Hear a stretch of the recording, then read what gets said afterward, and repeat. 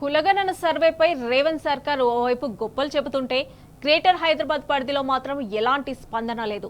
హైదరాబాద్ వాసులు పెద్దగా అందులో పాల్గొనడం లేదు. గత 3 రోజుల నుంచి కేవలం 500 ఇళ్లలో మాత్రమే అధికారులు సర్వే నిర్వహించారు. పైగా ప్రజలు వివరాలు వెల్లడించడానికి ఆసక్తి చూపడం లేదు. సర్వే చాలా స్తబ్దుగా కొనసాగుతోంది.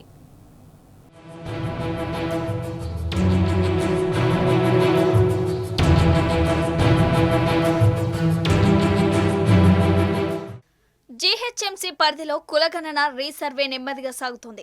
ఆదివారం ప్రారంభమైన సర్వేలో అధికారులు ఆశించినంత స్థాయిలో జనం పాల్గొనటం లేదు. అసలు సర్వే అధికారులకు ఏమాత్రం తమ వ్యక్తిగత వివరాలు అందించడానికి నగర పౌరులు ఇష్టపడటం లేదు. సరే, పూర్తి చేశామని కథల్లో చెప్పినా ప్రభుత్వం విమర్శల నేపథ్యంలో మరోసారి రీసర్వే నిర్వహించాలని నిర్ణయం తీసుకుంది. దీంతో ఈ నెల 16 నుంచి సర్వే కొనసాగుతున్నా నగరవాసులు ఎవ్వరు కూడా ఈ సర్వేలో సరిగా పాల్గొనటం లేదు.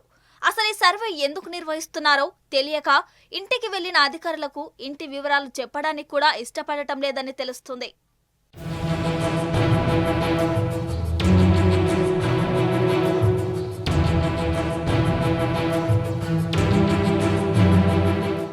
సర్వే కోసం మరికొంతమంది జీహెచ్ఎంసీ టోల్ ఫ్రీ నెంబర్కు ఫోన్లు చేస్తున్నారు.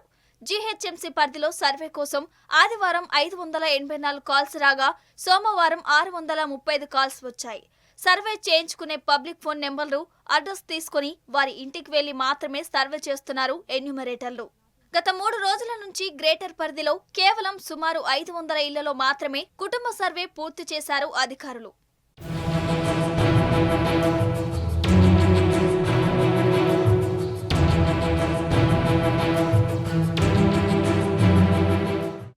రాష్ట్ర వ్యాప్తంగా 3,56,000 కుటుంబాలు ఫస్ట్ ఫేజ్ సర్వేలో పాల్గొనలేదు. ఇందులో జీహెచ్ఎంసీతో పాటు కంటోన్మెంట్ పరిధిలోని ఇండ్లు ఎక్కువగా ఉన్నాయి.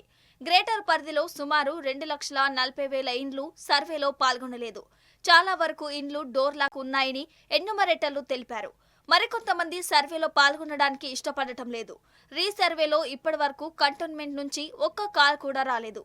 అలాగే ప్రజాపాలన సేవా కేంద్రాలకు కూడా సర్వే కోసం ఎవరూ రావటం లేదని చెబుతున్నారు. గత 3 రోజుల నుంచి కేవలం 500 ఇళ్లలో మాత్రమే అధికారులు సర్వే నిర్వహించారు. పైగా ప్రజలు వివరాలు వెల్లడించడానికి ఆసక్తి చూపడం లేదు. హైదరాబాదీలు సర్వేలో పాల్గొనకపోవడంతో అధికార యంత్రాంగంలో టెన్షన్ నెలకొంది.